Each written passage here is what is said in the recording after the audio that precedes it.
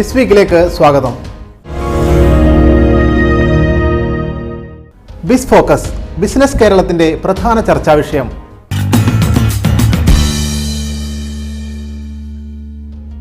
Repo നിരക്ക് തുടർച്ചയായ 4ാം തവണയും കുറച്ചിരിക്കുന്നു റിസർവ് ബാങ്ക്.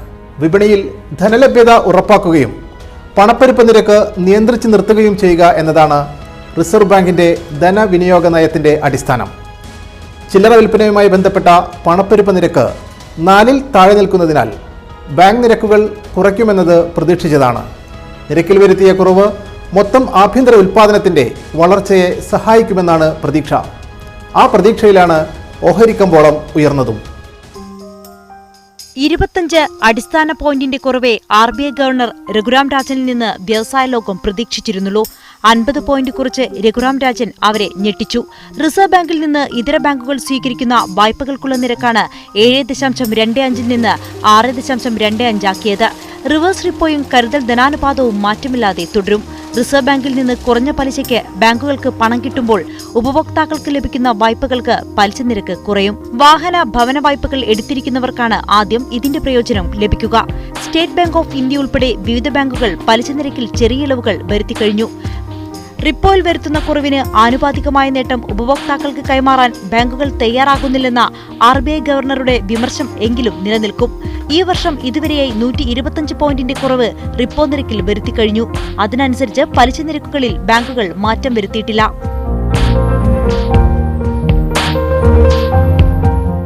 ആളുകളിൽ നിക്ഷേപിക്കാൻ ഒരു സാഹചര്യം വരുന്നത് ബാങ്കിലെ ഡെപ്പോസിറ്റ്സിന്റെ പലിശ നിരക്ക് കുറയുമ്പോൾ അതിനനുസൃതമായിട്ട് മറ്റ് national saving certificates, post office saving certificates, അതുകൂടാണ്ട് ഒരുപാട് സ്മോൾ സേവിങ്സ് ഉണ്ട്. ആ സ്മോൾ സേവിങ്സിന്റെ പലിശ കുറഞ്ഞില്ല, ബാങ്കിന്റെ ഡെപ്പോസിറ്റ് റേറ്റ് മാത്രം കുറയുകയാണെങ്കിൽ സ്വാഭാവികമായിട്ടും ആളുകൾ കൂടുതൽ പലിശ കിട്ടുന്നിടത്തേക്കാണല്ലോ പോവുക. അതുകൊണ്ടാണ് RBI ഗവർണർ തന്നെ ഈ കാര്യം വ്യക്തമാക്കിയിട്ടുണ്ട്, സ്മോൾ സേവിങ്സിന്റെ പലിശ നിരക്കുകളും ആനുപാതികമായിട്ട് കുറയണം എന്നുള്ളത്. പക്ഷെ ഇപ്പോ ഉദാഹരണത്തിന് ഇന്ത്യയിലത്തെ ഏറ്റവും വലിയ പൊതുമേഖലാ ബാങ്ക് ആയിട്ടുള്ള സ്റ്റേറ്റ് ബാങ്ക് ഓഫ് ഇന്ത്യന്റെ ഇപ്പോഴത്തെ 1 ഇയർ ഫിക്സ്ഡ് ഡെപ്പോസിറ്റ് 7.75%. ആ ഒരു നിരക്കില് വലിയൊരു താഴ്ചയില്ല, വലിയൊരു പ്രശ്നവും ഉണ്ടാവില്ല. പക്ഷെ ഇനിയും വീണ്ടും അതിനെ സ്റ്റേറ്റ് ബാങ്ക് ഓഫ് ഇന്ത്യ കുറയ്ക്കുകയാണെങ്കിൽ അതുപോലെ തന്നെ മറ്റ് ബാങ്കുകളിൽ നിന്നൊക്കെ തന്നെ പണം മറ്റ് സ്രോതസ്സുകളിലേക്ക് പോകാനുള്ളൊരു സാധ്യതയുണ്ട്. റിവേഴ്സ് റിപ്പോയും കരുതൽ ധനാനുപാതവും മാറ്റമില്ലാതെ തുടരുമ്പോൾ ഇതര ബാങ്കുകൾ RBIയിൽ നടത്തുന്ന നിക്ഷേപങ്ങൾക്ക് കൂടുതൽ പലിശ കിട്ടും. അതനുസരിച്ച് ഉപഭോക്താക്കൾ നടത്തുന്ന സ്ഥിര നിക്ഷേപങ്ങൾക്കും മറ്റും കൂടുതൽ പലിശ നൽകാൻ ബാങ്കുകൾ ബാധ്യസ്ഥരാണ്. പലിശ നിരക്ക് ഉയരുമ്പോൾ നിക്ഷേപങ്ങളുടെ തോത് ഉയരും. അതിനനുസരിച്ച് കൂടുതൽ വായ്പ നൽകാൻ ബാങ്കുകൾക്ക് ശേഷിയുണ്ടാക്കും. വായ്പകൾക്ക് പലിശ കുറയുന്നതിനാൽ കൂടുതൽ പേർ അപേക്ഷകരായെത്തും. ചുരുക്കത്തിൽ നിക്ഷേപവും വായ്പാ വിതരണവും വർദ്ധിപ്പിക്കുക എന്ന ഉദ്ദേശത്തിലാണ് ധനവിനിയോഗ നയം. പണപ്പെരുപ്പ് നിരക്ക് താരതമ്യേന കുറഞ്ഞിരുന്നിട്ടും ബാങ്ക് നിരക്കുകൾ വേണ്ടത്ര കുറയ്ക്കാൻ RBI തയ്യാറാകുന്നില്ലെന്ന വിമർശം കേന്ദ്ര സർക്കാരിനുണ്ടായിരുന്നു. അതുകൊണ്ടാണ് ധനവിനിയോഗ നയം തീരുമാനിക്കാനുള്ള അധികാരം റിസർവ് ബാങ്ക് ഓഫ് ഇന്ത്യയുടെ ഗവർണറിൽ നിന്ന് നീക്കാൻ ധനമന്ത്രി അരുൺ ജെയ്റ്റ്ലി ആലോചിച്ചത്. സമ്പദ് വ്യവസ്ഥയുടെ സൂക്ഷ്മചലനങ്ങൾക്കപ്പുറത്തുള്ള രാഷ്ട്രീയം നിരക്ക് കുറയ്ക്കലിന് പിന്നിലുണ്ടെന്ന് ചുരുക്കം. നിരക്ക് കുറയ്ക്കൽ സർക്കാർ പ്രതീക്ഷിക്കുന്നതുപോലെ സാമ്പത്തിക വളർച്ചയ്ക്ക് വളമേകുന്നുണ്ടോ? 3 വട്ടം റിപ്പോ കുറച്ചതിനു ശേഷമുള്ള വളർച്ചാ കണക്ക് കഴിഞ്ഞ ദിവസം പുറത്തുവന്നു. സ്റ്റീൽ, കൽക്കരി, അസംസ്കൃത എണ്ണ, പ്രകൃതിവാതകം, വളം, സിമന്റ് തുടങ്ങിയ മേഖലകളുടെ വളർച്ച ആഗസ്റ്റ് മാസം വരെ 2.6% മാത്രമാണ്. 2014 ആഗസ്റ്റിൽ 5.9% ഈ മേഖലകളുടെ വളർച്ച. 2015 ജനുവരി മുതൽ ഇങ്ങോട്ട് 3 വട്ടം റിപ്പോ നിരക്ക് കുറച്ചതിനു ശേഷവും ഈ മേഖലകളിൽ വളർച്ചയുണ്ടായില്ല. ഭവന വായ്പകളുടെ പലിശ നിരക്കിൽ കുറവുണ്ടാകുമ്പോൾ ഉണർവുണ്ടാകേണ്ട പ്രധാന മേഖല റിയൽ എസ്റ്റേറ്റാണ്. അവിടെ ഉണർവുണ്ടായില്ലെങ്കിൽ സ്റ്റീൽ, സിമന്റ് മേഖലകളെങ്കിലും വളർച്ച കാട്ടണം. അതുണ്ടായില്ലെങ്കിൽ ഇപ്പോഴത്തെ നിരക്ക് കുറയ്ക്കലും റിയൽ എസ്റ്റേറ്റ് മേഖലയെ സഹായിക്കുമെന്ന് കരുതാനാകില്ല. നിക്ഷേപകരെ സംബന്ധിച്ചിടത്തോളം ഓൺട്രപ്രണേഴ്സ്, ബിസിനസ്സുകാർക്ക് കുറഞ്ഞ നിരക്കിന് പലിശ കിട്ടുന്ന സമയത്ത് അവർ കൂടുതൽ ബോറോ ചെയ്തിട്ട് അത് ഇക്കോണമിയിൽ ഇൻവെസ്റ്റ് ചെയ്യും. അപ്പൊ കൺസംഷൻ ഗ്രോത്തും ഇൻവെസ്റ്റ്മെന്റ് ഗ്രോത്തും ഉണ്ടാവുമ്പോൾ സാമ്പത്തിക വളർച്ചയുണ്ടാവും.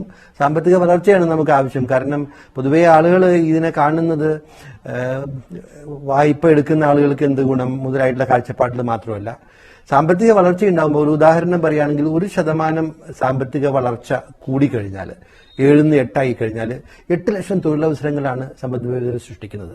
ആ തൊഴിലവസര സൃഷ്ടി വലിയ ഗുണപരമായിട്ടുള്ള മാറ്റങ്ങൾ സമ്പദ് വ്യവസ്ഥയിലുണ്ടാവും. കേന്ദ്ര ബാങ്ക് ഉദ്ദേശിക്കുന്നത് പ്രധാനമായിട്ടും ഇതാണ്. ഇന്നത്തെ ഈ സാഹചര്യത്തിൽ കുറെ കൂടെ വ്യവസായികൾക്കും ഉൽപ്പാദകർക്കും ചില ആനുകൂല്യങ്ങൾ പ്രഖ്യാപിച്ചുകൊണ്ട് ആ മേഖലയിൽ കൂടുതൽ ഇൻവെസ്റ്റ്മെൻറ്റും പ്രൊഡക്ഷനും കൂടുതൽ പ്രൊമോട്ട് ചെയ്യാനായിട്ടുള്ള നയങ്ങൾ വേണ്ടിയിരുന്നു. ആ തരത്തിലുള്ള നയങ്ങളിലേക്ക് പോകുന്നില്ല. വെറും മോണിറ്ററി പോളിസിയിൽ മാത്രം നിന്നുകൊണ്ട് ഇൻട്രസ്റ്റ് റേറ്റിൽ ചെറിയ ഒരു കുറവ് വരുത്തിയിട്ട് കാര്യങ്ങൾ മാനേജ് ചെയ്യുന്ന ഒരു ലെവലിലേക്കാണ് പോയിക്കൊണ്ടിരിക്കുന്നത്. അത് ഈ നമ്മൾ വലിയൊരു ഇന്നത്തെ ഈ ഒരു റിസഷൻ സിറ്റുവേഷനെ വലിയൊരു ചലനം ഉണ്ടാക്കാൻ ഇത് മതിയാവില്ല. മൊത്തം ആഭ്യന്തര ഉൽപാദനത്തിലേക്ക് സംഭാവന ചെയ്യുന്ന വലിയ മേഖലയിലൊന്ന് കൃഷിയാണ്.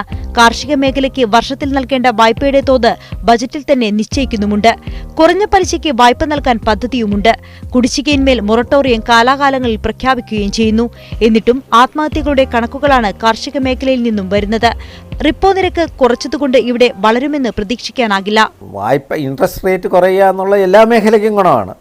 പിന്നെ ഇവിടെ ഇപ്പോൾ കാർഷിക മേഖലകളായാലും ഇപ്പോൾ പ്രത്യേകിച്ച് കേരളത്തിൻ്റെ കാര്യത്തിലാണെങ്കിൽ ഇപ്പോൾ റബ്ബർ വലിയൊരു ക്രൈസിസിൽ കിടക്കുകയാണ്. റബ്ബറിൻ്റെ വില ഒരുപാട് ഇടിഞ്ഞു. അതുമൂലം റബ്ബർ കർഷകർ വളരെ ദുരിതത്തിലാണ്. ആ മേഖലയിൽ കൃഷി ചെയ്യുന്നവർക്ക് തീരെ ലാഭം അല്ലാത്തൊരവസ്ഥയുണ്ട്. റബ്ബർ വെട്ടിക്കളയുന്ന ഒരു അന്തരീക്ഷമൊക്കെ ഉണ്ട്. അപ്പോൾ ഈ റബ്ബർ അല്ലെങ്കിൽ പ്രത്യേകിച്ച് ഒരു കാർഷിക വിളയെ അഡ്രസ്സ് ചെയ്തുകൊണ്ടുള്ള ഒരു നടപടിയല്ലേ ഇത്. കൂടുതലും ഈ വായ്പയിലുള്ള ഇളവെന്ന് പറഞ്ഞാൽ കൂടുതലും കിട്ടാൻ പോകുന്നത് ഈ പെട്ടെന്ന് കാറ് മേടിക്കുക, അല്ലെങ്കിൽ കൺസ്യൂമർ ഗുഡ് മേടിക്കുക, അല്ലെങ്കിൽ വീട് മേടിക്കുക.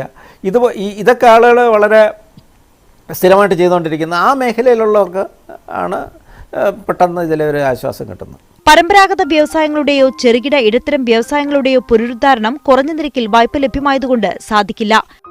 പിന്നെ ആർക്കാണ് നിരക്കിളിവിന്റെ പ്രയോജനം? നിലവിൽ വാഹന ഭവന വായ്പയെടുത്തവർക്ക് ചെറിയ ആശ്വാസം കിട്ടും. ഇനി വായ്പയെടുക്കുന്നവർക്കും. നിലവിൽ തന്നെ വലിയ വായ്പകളെടുത്ത് കുടിശ്ശികയായി നൽകുന്ന വൻകിട വ്യവസായികളുണ്ട്. അദാനി ഗ്രൂപ്പിനെ ഉദാഹരണമായി എടുക്കാം. സഹസ്രകോടികളാണ് കുടിശ്ശിക. ഇതൊന്ന് പുനഃസംഘടിപ്പിക്കാൻ ബാങ്കുകളുമായി സംസാരിച്ച് പദ്ധതി തയ്യാറാക്കുകയാണ് ഈ ഗ്രൂപ്പ്. അവർക്ക് വേണമെങ്കിൽ ഈ അവസരം പ്രയോജനപ്പെടുത്താം. കുറഞ്ഞ നിരക്കിലുള്ള വായ്പ സ്വീകരിച്ച് പഴയ കുടിശ്ശികയെ മെരുക്കാം. അത്തരം ഒത്തുതീർപ്പുകളാകും റിപ്പോയുടെ കുറവിന്റെ പ്രധാന പ്രയോജനം. അതിന്റെ കണക്കുകൾ പുറം ലോകം അറിയുകയുമില്ല. വ്യവസായങ്ങള് പ്രധാനമായിട്ടും കടം വാങ്ങുന്നത് വലിയ വ്യവസായങ്ങളൊക്കെ ആണെങ്കിൽ, എസ്റ്റാബ്ലിഷ്ഡ് ആയിട്ടുള്ള ബിസിനസ് ആണെങ്കിൽ അവരുടെ വർക്കിംഗ് ക്യാപിറ്റൽ എന്ന് പറയും, അവരുടെ ഒരു പ്രവർത്തന മൂലധനം, വർക്കിംഗ് ക്യാപിറ്റൽ റിക്വയർമെന്റ്സ് അവര് റേസ് ചെയ്യുന്നത് അത് മണി മാർക്കറ്റിൽ നിന്നാണ്. മണി മാർക്കറ്റിലെ കമേഴ്സ്യൽ പേപ്പർ മുതലായിട്ടുള്ള ചില ഇൻസ്ട്രുമെന്റ്സ് ഇഷ്യൂ ചെയ്തിട്ടാണ് പൈസ റേസ് ചെയ്യുന്നത്. അവിടെ പലിശ നിരക്ക് 1.5% കുറഞ്ഞിട്ടുണ്ട്. അപ്പൊ അത് വ്യവസായങ്ങൾ, പക്ഷേ എല്ലാ വ്യവസായങ്ങൾക്കും കിട്ടില്ല അതിന്റെ ആനുകൂല്യങ്ങൾ, ചെറുകിട വ്യവസായങ്ങൾക്ക് കിട്ടില്ല. ഷെയർ വീക്ക് ഓഹരി വിപണി റിപ്പോർട്ട്. വരും വാരത്തെ പ്രതീക്ഷകൾ. റിസർവ് ബാങ്കിന്റെ വായ്പാ നയം വിപണിക്ക് കാര്യമായ നേട്ടം നൽകിയിട്ടില്ലെന്നാണ് ഈ ആഴ്ചത്തെ ക്ലോസിംഗ് നൽകുന്ന സൂചന. വായ്പാ നയം പ്രഖ്യാപനം വന്നയുടനെയുള്ള ഗുണമൊന്നും ക്ലോസിംഗ് സമയത്ത് കണ്ടിട്ടില്ല. മാർക്കറ്റിൽ ആ പ്രഖ്യാപനം 0.5% റിപ്പോ നിരക്ക് കുറച്ചു എന്ന പ്രഖ്യാപനം വന്നപ്പോൾ 400-ലേറെ പോയിന്റ് ഉയർന്ന സെൻസെക്സും സമാനമായി പോയിന്റ് ഉയർന്ന നിഫ്റ്റിയും പിന്നീട് താഴാനുണ്ടായ കാരണവും ഒരുപക്ഷെ ഈ റിപ്പോർട്ടിന്റെ പൂർണ്ണ ഭാഗങ്ങൾ പുറത്തു വന്നതിനുണ്ടായ ആശങ്കകൾ കൊണ്ടായിരിക്കണം അങ്ങനെ സംഭവിച്ചത്. വെള്ളിയാഴ്ച അവസാനിക്കുമ്പോൾ 60 പോയിന്റിൻ്റെ, ഈ ആഴ്ച അവസാനിക്കുമ്പോൾ 60 പോയിന്റിൻ്റെ നേട്ടമാണ് അവസാന ദിവസം സെൻസെക്സിന് ഉണ്ടായിരുന്നത്. പക്ഷേ ആ ദിവസം 300 പോയിന്റ് വരെ ഉയർന്ന ശേഷമാണ് അത്രയേറെ താഴ്ചയിലേക്ക് പോയത്. അത് ഒരു നല്ല നീക്കമല്ല എന്ന് തന്നെയാണ് നമുക്ക് മനസ്സിലാക്കേണ്ടത്. വളരെ ഗുരുതരമായ ഒരു റിപ്പോർട്ട് ഒക്ടോബർ 2 വെള്ളിയാഴ്ച ഇന്ന് പുറത്തു വന്നിട്ടുണ്ട്. അത് ആ റിപ്പോർട്ട് ഒരുപക്ഷെ ഇന്റർനാഷണൽ ഇൻസ്റ്റിറ്റ്യൂട്ട് ഓഫ് ഫിനാൻസിൻ്റെ വളരെ പ്രധാനപ്പെട്ട റിപ്പോർട്ട് 1988 റൊണാൾഡ് റീഗൻ ഭരണത്തിൻ്റെ കാലത്തിന് ശേഷം ലോകത്താദ്യമായിട്ട് അമേരിക്കയിൽ നിന്ന്, അതായത് US ഡോളറിലുള്ള മറ്റ് രാജ്യങ്ങളിലേക്ക് വരുന്ന നിക്ഷേപത്തിൽ കുറവ് വന്നിരിക്കുന്നു എന്നുള്ള ഒരു വളരെ ഗുരുതരമായ റിപ്പോർട്ടാണ്. ഇതിൻ്റെ പ്രത്യാഘാതം വരാൻ പോകുന്ന തിങ്കളാഴ്ച വരുന്ന മാർക്കറ്റിലായിരിക്കും ഒരുപക്ഷെ ഉണ്ടാവാൻ പോവുക. ഒരു പക്ഷേ വിദേശ നിക്ഷേപകർക്ക് ഈ ഇൻസ്റ്റിറ്റ്യൂട്ട് ഓഫ് ഫിനാൻസിൻ്റെയും കണക്കുകളും അമേരിക്കയിലെ തൊഴിൽ നിരക്കിൻ്റെ കണക്കുകളും കണ്ട് ഇത് പിൻവലിക്കാൻ തീരുമാനിച്ചാൽ ഒരുപക്ഷെ തിങ്കളാഴ്ച ഒരു തകർച്ചയ്ക്ക് സാധ്യതയുണ്ട് ഏഷ്യ ഉൾപ്പെടെയുള്ള വിപണികളിൽ. വിപണിയിൽ പണം എറിഞ്ഞ് പണം വാങ്ങുക എന്നുള്ള അങ്ങനെയുള്ള ഒരു നയമെടുക്കുന്ന നിക്ഷേപകർക്ക് ഒരിക്കലും അനുകൂലമായിരിക്കില്ല ഇത്. പക്ഷേ ദീർഘകാലത്തേക്ക് നമ്മൾ ഏതെങ്കിലും ഒരു ബാക്കി വരുന്ന പണം ഒരു നിക്ഷേപം എന്നുള്ള മട്ടിൽ വളരെ നല്ല കമ്പനികളിൽ നിക്ഷേപിക്കുന്ന ആളുകൾക്ക് മാത്രമേ വരും ആഴ്ചകളിൽ സ്വസ്ഥമായി നിക്ഷേപിക്കാൻ കഴിയുകയുള്ളൂ എന്നുള്ളതാണ് നമുക്ക് മനസ്സിലാക്കേണ്ടത്.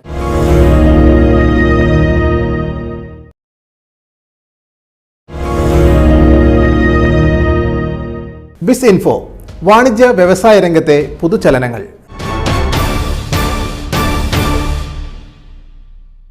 ഓൺലൈൻ വഴി ഹലാൽ ഉൽപ്പന്നങ്ങൾ. കൊച്ചി ആസ്ഥാനമായി പ്രവർത്തിക്കുന്ന വെബ് പോർട്ടലാണ് ഓൺലൈൻ ഉപഭോക്താക്കൾക്കിടയിൽ പ്രിയങ്കരമാകുന്നത്. ഹലാൽസ് കാർട്ട് എന്നാണ് വെബ്സൈറ്റിൻ്റെ പേര്.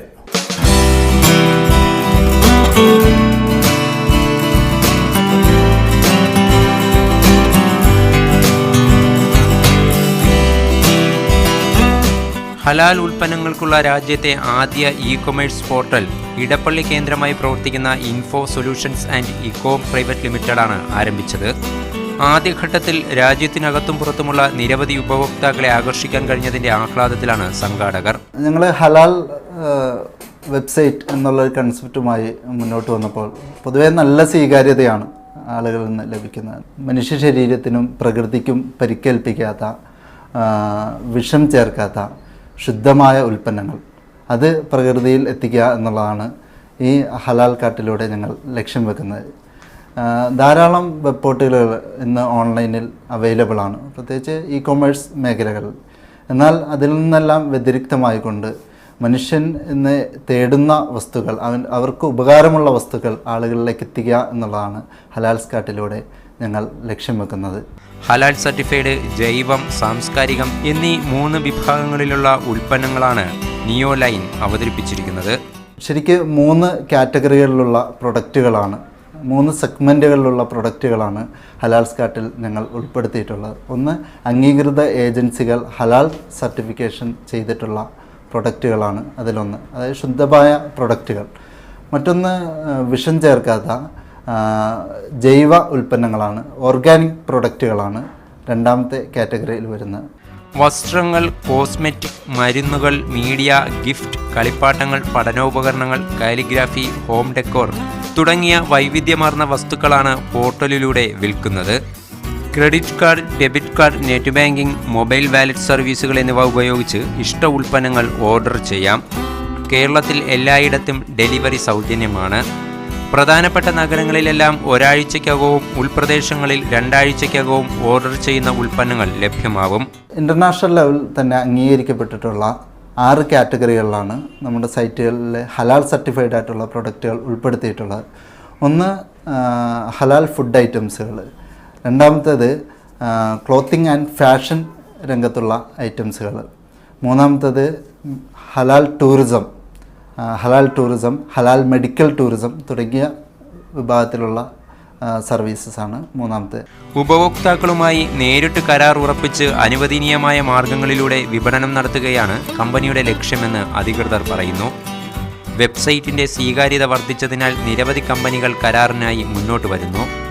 40ഓളം കമ്പനികൾ കരാറിനായി അപേക്ഷിച്ചിട്ടുണ്ട്. പ്രകൃതിയോട് ഇണങ്ങി നിൽക്കുന്ന ഉൽപ്പന്നങ്ങൾ മാത്രമേ വിൽക്കാൻ കഴിയുകയുള്ളൂ എന്നതിനാൽ നിരവധി പരിശോധനകൾ നടത്തിയ ശേഷമേ വിപണനത്തിനായി സ്വീകരിക്കുകയുള്ളൂവെന്ന് നിയോ ലൈൻ CEO PM റഷാദ് പറഞ്ഞു. വ്യത്യസ്ത രീതിയിലുള്ള റെസ്റ്റോറൻറ്റുകളാണ് ഇപ്പോഴത്തെ താരം. കോഴിക്കോട് ഇത്തരത്തിൽ ഒരു പുതിയ റെസ്റ്റോറൻ്റ് ഉണ്ട്. ടർക്കിഷ് വിഭവങ്ങളാണ് ഇവിടുത്തെ മെനു. രുചിയുടെ തലസ്ഥാനമായ കോഴിക്കോട് തുർക്കി രുചിക്കും പ്രിയമേറെ.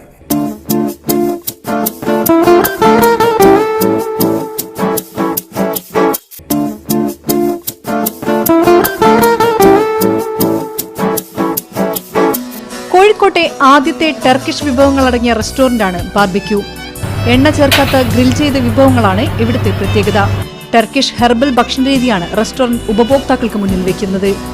തുർക്കി വിഭവങ്ങളായ പെരി ചിക്കൻ, കലാബക്സ്, ലം chops, beef barbecue, chicken and fish grill, drum sticks തുടങ്ങി വിവിധ ഇനങ്ങളുടെ രുചി അറിയാൻ ഈ റെസ്റ്റോറന്റിലേക്ക് വരാം.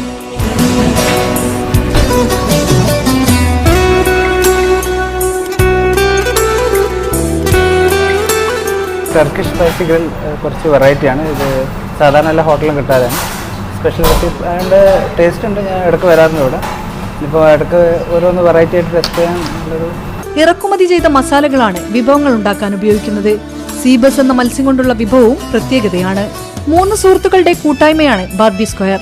തുർക്കി വിഭവങ്ങൾ കഴിച്ചതോടെയാണ് ഇവർക്ക് ഇങ്ങനെയൊരാശയം തോന്നിയത്. നമുക്കൊരു സംതിങ് ഡിഫറെൻ്റ് ആയിട്ടുള്ളത് കാലിക്കറ്റിൽ കൊണ്ടുവരണമെന്ന് ഞങ്ങൾ ഒരുപാട് ആഗ്രഹിച്ചതാണ്. അങ്ങനെയാണ് ടർക്കിഷ് എന്നുള്ള കൺസെപ്റ്റ് വന്നത്. കാരണം ടർക്കിയിൽ പ്രത്യേകിച്ച് അവരെ സ്പെഷ്യൽ ഗ്രിൽസാണ്. ഒരുപാട് variety of grills like fish grill, chicken kebab, beef kebab, അങ്ങനെ ഒരുപാട് സ്പെഷ്യാലിറ്റി ഉണ്ട്. അവർ മസാല എല്ലാം ഹെർബലാണ് ഉപയോഗിക്കുന്നത്. ഞങ്ങൾ ഈ കംപ്ലീറ്റ് ഈ ബാർബിക്യൂവിൽ യൂസ് ചെയ്യുന്നതെല്ലാം ഹെർബൽ മസാലകളാണ്. അപ്പം ഹെൽത്തിയാണ്, അതുപോലെ തന്നെ ഓയിൽ ഫ്രീ ആണ്.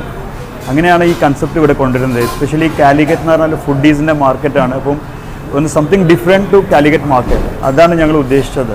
ഭക്ഷണ രുചി വൈവിധ്യങ്ങൾ തേടുന്ന കോഴിക്കോട്ടെ ഭക്ഷണപ്രിയരുടെ ഇടയിലേക്ക് പെട്ടെന്ന് തന്നെ കയറിച്ചെല്ലാൻ കഴിഞ്ഞെന്ന് ഇവർ പറയുന്നു. നല്ല ഫീഡ്ബാക്കാണ് ഞങ്ങൾക്ക് ഫസ്റ്റ് ടൈമിലേക്ക് കിട്ടിയത്. ഒന്നാമതെന്ന് വെച്ചാൽ നമ്മുടെ നാട്ടിൽ നല്ല കംപ്ലീറ്റ് കൊളസ്ട്രോൾ രോഗികളാണുള്ളത്.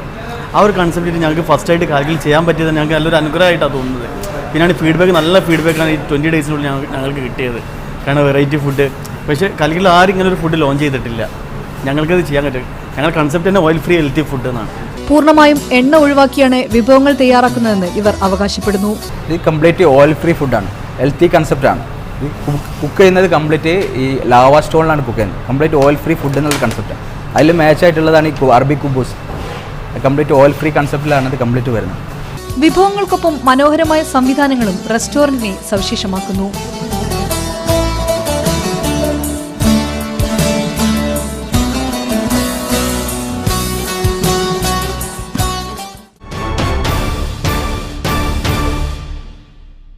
ബിസ് ഇൻഫോയിൽ കാസർകോട്ടെ ഇക്കോ ഷോപ്പുകൾ. സമ്പൂർണ്ണ ജൈവ കർഷക ജില്ലയായി വളരുന്ന കാസർഗോഡ് കൃഷിവകുപ്പിൻ്റെ കീഴിൽ തുടങ്ങിയ ഇക്കോ ഷോപ്പുകൾ വൻ വിജയത്തിലേക്ക്. ഇവിടെ നിന്ന് വിഷമില്ലാത്ത പച്ചക്കറികൾ കിട്ടുന്നു, ഒപ്പം കർഷകർക്ക് നല്ല വിലയും. ജില്ലയിൽ നഗരത്തിലുൾപ്പെടെ 3 ഇക്കോ ഷോപ്പുകളുണ്ട്.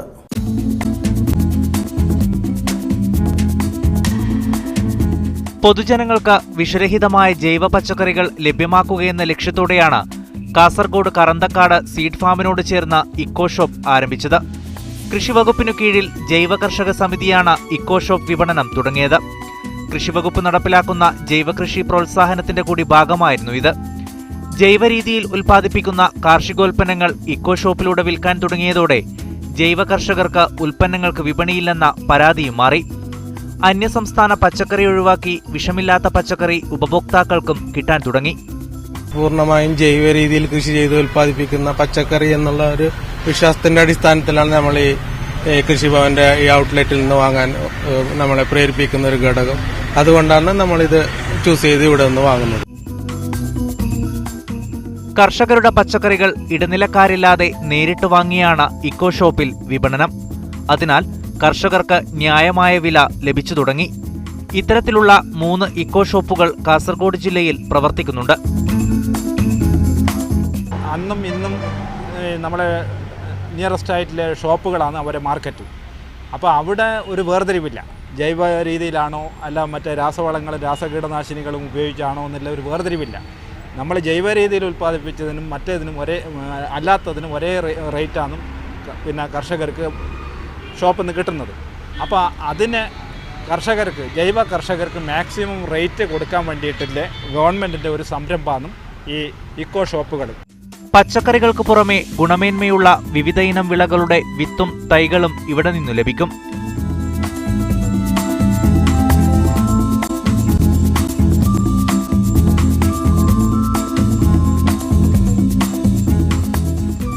വീടുകളിൽ ഉണ്ടാക്കുന്ന ഉൽപ്പന്നങ്ങളും ഇക്കോ ഷോപ്പിൽ നിന്ന് ലഭ്യമാണ്.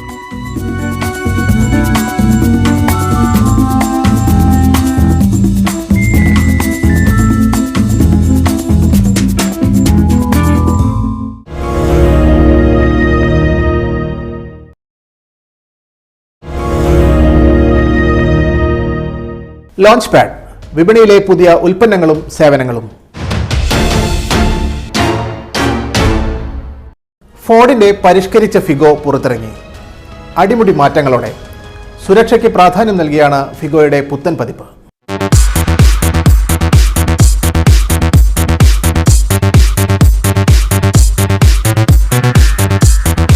ചെറുകാറുകളുടെ രംഗത്ത് ശക്തമായ മത്സരത്തിന് തയ്യാറെടുത്താണ് ഫോർഡ് ഫിഗോ പരിഷ്കരിച്ചിറക്കുന്നത്. ഫോർഡിന്റെ ഏറ്റവും പുതിയ ആഗോള പ്ലാറ്റ്ഫോമിലാണ് ന്യൂ ജനറേഷൻ ഫിഗോ എന്ന് നിർമ്മാതാക്കൾ വിശേഷിപ്പിക്കുന്ന കാർ തയ്യാറാക്കിയിരിക്കുന്നത്. മറ്റ് ഹാച്ച്ബാക്കുകളിൽ നിന്ന് ഫിഗോയെ വേർതിരിക്കുന്നത് ഡൈനാമിക് ഡിസൈനും sleek സ്റ്റൈലിംഗുമാണ്.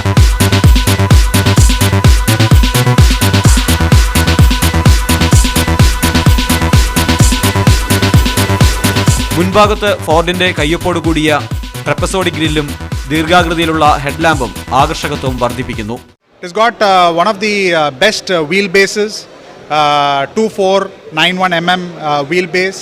So a lot of interior space that you get. So 5 people can comfortably drive in this car. The ground clearance is 174 mm. So you know how the Indian roads are. Customers can drive this car in any comfortably in any Indian road. സുരക്ഷയ്ക്ക് ഏറെ പ്രാധാന്യമാണ് പുതിയ ഫിഗോയ്ക്ക് company നൽകിയിരിക്കുന്നത്. Base model മുതൽ തന്നെ air bag സുരക്ഷ ഒരുക്കിയിരിക്കുന്നത് ഇതിൽ ഏറെ ശ്രദ്ധേയമാണ്. ഇതാദ്യമായാണ് ഒരു ഹാച്ച്ബാക്ക് കാറിന് ബേസ് മോഡലിൽ തന്നെ എയർ ബാഗ് സുരക്ഷയൊരുക്കുന്നത്. And lot of high-end features is what we have given, like the My Ford dock, the sync with App Link, and then we have given lot of emphasis to safety. Every variant of the new Figo has got an airbag. So starting from the starting variant itself, we have got an airbag, a driver airbag, and from then on we have a driver and a passenger airbag, and we have got up to 6 airbags in the car. Speed breaker key ഉപയോഗിച്ച് സെറ്റ് ചെയ്യാമെന്നതും ഫിഗോയുടെ പ്രത്യേകതയാണ്. Petrol ലിറ്ററിന് 18.16 കിലോമീറ്ററും diesel ലിറ്ററിന് 25.83 കിലോമീറ്ററുമാണ് company വാഗ്ദാനം ചെയ്യുന്ന മൈലേജ്.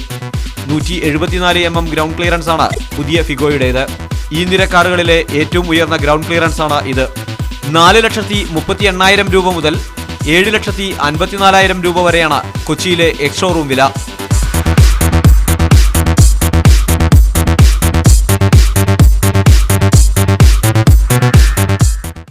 ബിസ്വീക്കിൻ്റെ ഈ ലക്കം ഇവിടെ പൂർണ്ണമാകുന്നു. മുൻലക്കങ്ങൾക്ക് media1tv.in സന്ദർശിക്കുക.